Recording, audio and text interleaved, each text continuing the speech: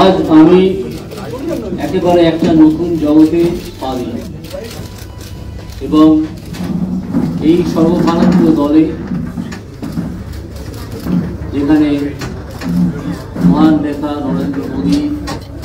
অমিত শাহ এরকম লোকেরা আছেন,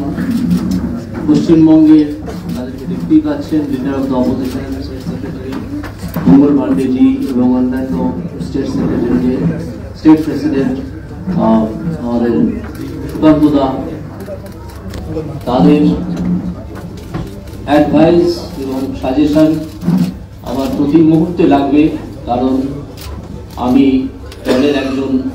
শৃঙ্খলাবদ্ধ সৈনিক হিসেবে কাজ করতে চাই। যে দায়িত্বই আমাকে দল থেকে দেওয়া হোক না কেন তা যথাযথভাবে